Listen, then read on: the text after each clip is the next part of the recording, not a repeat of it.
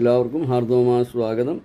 നമ്മൾ കഴിഞ്ഞ എപ്പിസോഡിൽ ഈ ഒരു രാശിയിൽ 6 ഗ്രഹങ്ങൾ നിന്നാൽ ഉള്ള ഫലമായിരുന്നു നമ്മൾ പറഞ്ഞത്.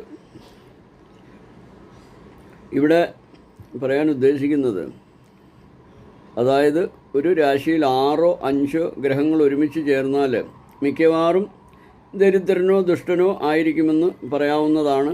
അങ്ങനെയാണ് ഗ്രഹങ്ങളുടെ പരസ്പര ദൃഷ്ടി കൊണ്ടുള്ള ഫലം. ദൃഷ്ടിഫലത്തിൽ സവിസ്തരം പ്രതിപാദിച്ചിട്ടുണ്ടെങ്കിലും നമ്മളത് പഠിച്ചിട്ട് തന്നെ പറയണമെന്നും കൂടി ആചാര്യം പറയുന്നുണ്ട്.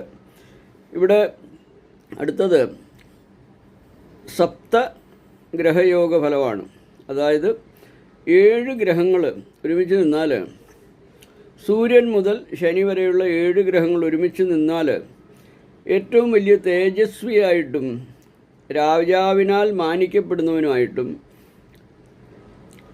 ശിവഭക്തനായിരിക്കുമെന്നാണ് പറയുന്നത്. ദാനധർമ്മങ്ങളോടും ധനത്തോടും കൂടിയവനായിരിക്കും. ഈ നല്ല സൽഗുണങ്ങളെല്ലാം ഇവർക്കുണ്ടാവും. ഈശ്വരഭക്തനായിരിക്കും, ഈശ്വരാധീനമുള്ള ആൾക്കാരായിരിക്കും. ഇപ്പോൾ ഇവർ പൊതുവെ പറഞ്ഞാൽ മറ്റുള്ളവർക്ക് ഗുണകാരിയായിരിക്കുമെന്ന് അർത്ഥം. അപ്പം ഇതാണ് 7ാം ഭാവം കൊണ്ട് 7 ഗ്രഹങ്ങൾ ഒരു രാശിയിൽ നിന്നാൽ നമുക്ക് പറയാനുള്ള ഫലങ്ങൾ. അപ്പം ഇവിടെ ഗ്രഹങ്ങളെ കൊണ്ടുള്ള ഓരോ രാശിയിൽ 2 ഗ്രഹങ്ങൾ മുതൽ 7 ഗ്രഹങ്ങളെ കൊണ്ടുള്ള ഫലം നമ്മൾ പറഞ്ഞു കഴിഞ്ഞു.